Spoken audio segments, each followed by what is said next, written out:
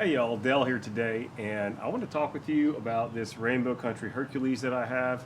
We're getting to a time in the year where I won't be able to wear it regularly, really for another probably 5 or 6 months. So I'll sneak in a few wears here and there, I'm sure, especially inside or in the evenings. But as far as the development and wear-in process on this jacket, we're going to be going into hibernation mode here for a little bit. So I figured it was a good time to check in since I really have finished a season of wear with this jacket, and I had some initial thoughts which I shared in a review, and I kind of just want to revisit this jacket before it takes a break for a little while. So first off, the style I have really found to be versatile, and I kind of hate that word, but I truly think it does apply very well to this jacket, and I have enjoyed wearing it in a variety of scenarios, hanging out with friends, going out for a night on the town, just doing basically anything, going to the playground with the kids. I've always enjoyed wearing this jacket, and I have found that it fits in a lot of places. I would also say that it remains a very comfortable jacket, although and this is kind of funny, since I now have two Rainbow Country jackets, which is kind of a wealth of awesome jacketry right there, just in those two jackets. Comparing the comfort level on this Hercules to the Speedster that I picked up, the Speedster is a more comfortable jacket, and that is entirely, I believe, to two reasons. One, the lining on that Speedster is a very slick cotton rayon blend, and it just moves so superlatively easy on compared to this wool and cotton flannel lining. It's hard to see the cotton, but it's in the sleeves. This jacket goes on fine, but there's just something special about how smooth that lining is on the Speedster. And then also the Speedster has a very full action back, a very effective action back, and this jacket has no action back. But it does have high armholes and a good cut, and for a jacket without any mobility features, it remains extremely comfortable. So interesting there from like a comfort perspective. So I really do enjoy wearing this jacket still. It does not produce any fatigue over time, and can just wear it, which is great. You know, I mean, I've in the meantime, in the last few months, I've sold a few jackets. And one that people have asked about has actually been the Brown Shot Perfecto, which was a special model for the Japanese market called a 613 GG. And that jacket lacked the action back and underarm footballs and ended up not being comfortable for me. I wore it. At first I was very excited about it, and really I just found with time that I couldn't keep doing it. And over time, this jacket is kind of standing that test of time and wear over time for comfort. So we got versatility, we got comfort, and then, you know, development. You know, what has happened with this jacket over time? Not that much, which I honestly believe is a good thing. You know, I'm not really interested in a jacket that is going to fade away to a complete brown T-core situation in just a few months. And so I've made it through one season of wear with this jacket. It does have some points of the brown peeking through, and I've got some pictures that I took that I'm going to kind of splice in here, and you can kind of see, and this is typical for wear, that the edges on high wear areas like under the cuffs and maybe around the elbows and certain things that rub on the back against stuff when you're sitting down and moving around, those areas are just showing a little peek through of that T-core, and it's nice to see it, but I'm kind of happy that it's not just really fading away. This jacket is still mostly a black jacket. Other kind of signs of development that you can see are on the arms, which is obviously, you know, a real high movement area. Your arms move a lot more than your abdomen does, for example. So really on these arms, we're seeing those nice rolls develop.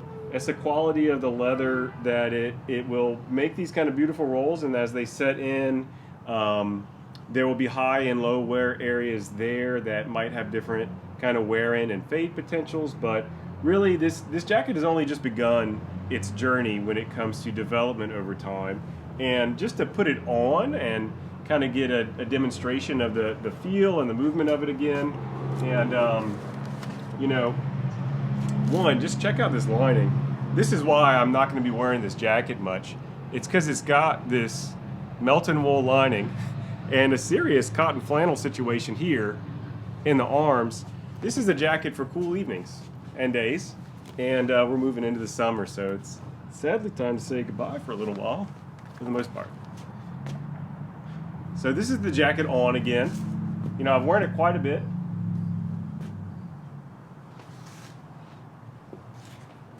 And I want to kind of demonstrate that mobility.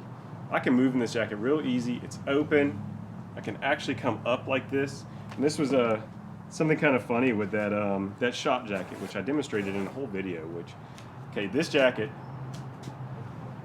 I can actually come up here, and I'm fine with it. And of course, I can move to the phone position and stuff like that. That shop jacket, I could really only come to here. That's not enough movement. That's just isn't. So being able to move up here.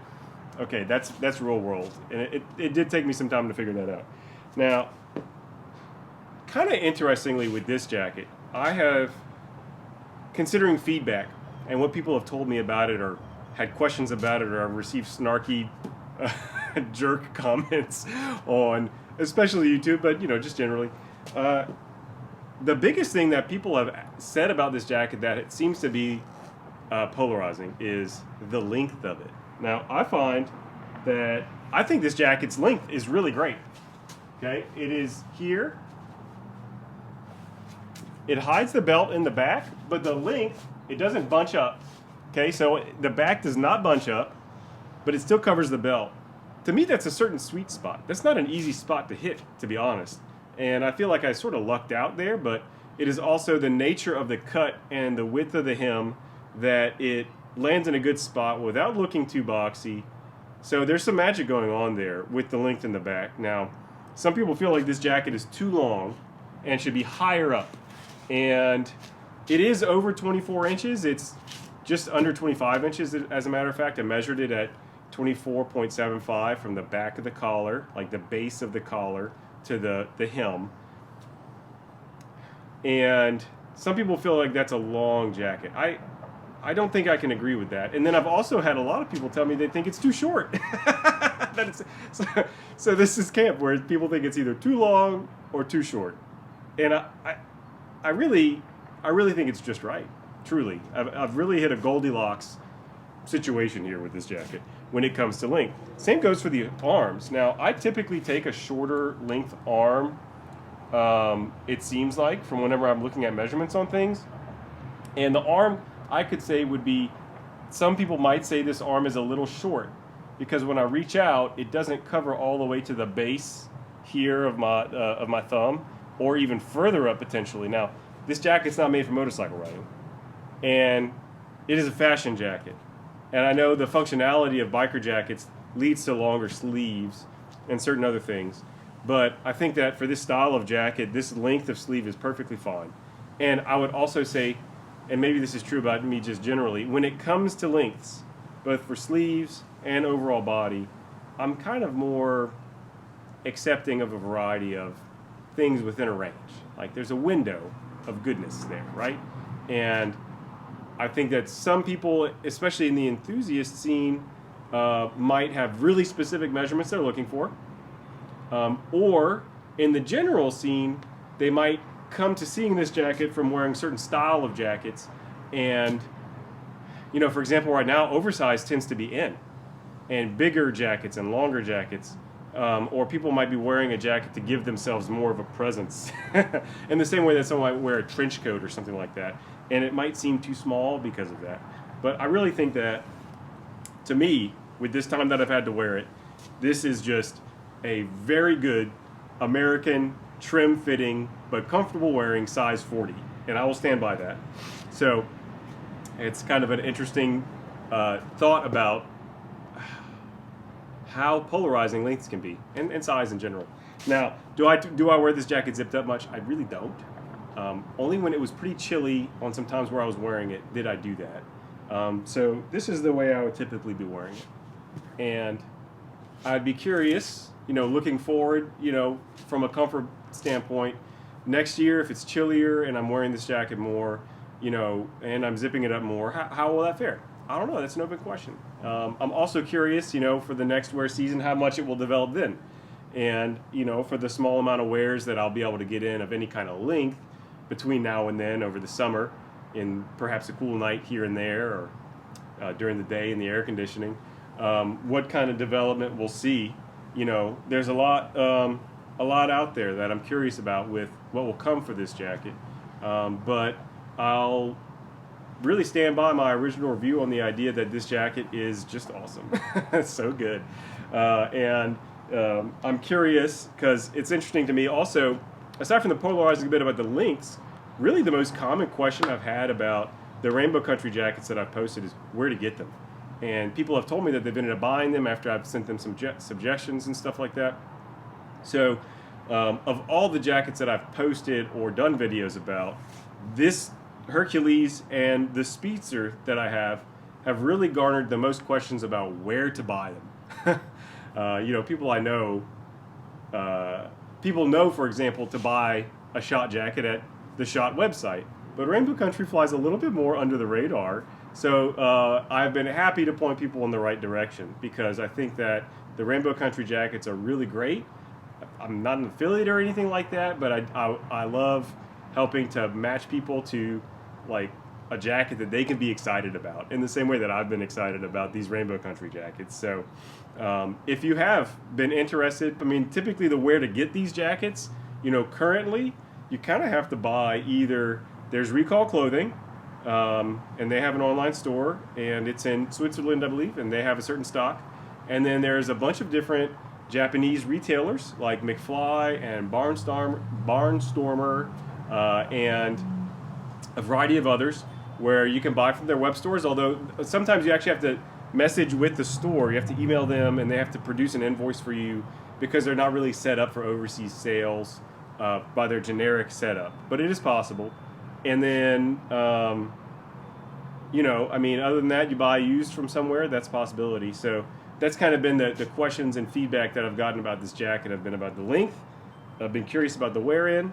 I did a video, by the way, about this jacket's pigment dye versus the aniline dye on the Speedster. And then where to buy them. So I would love to hear if you have any other questions about this Hercules and how I've worn it or how it's worn in. And I will be doing some videos that have to do with different looks for this style of jacket. So you can look forward to that.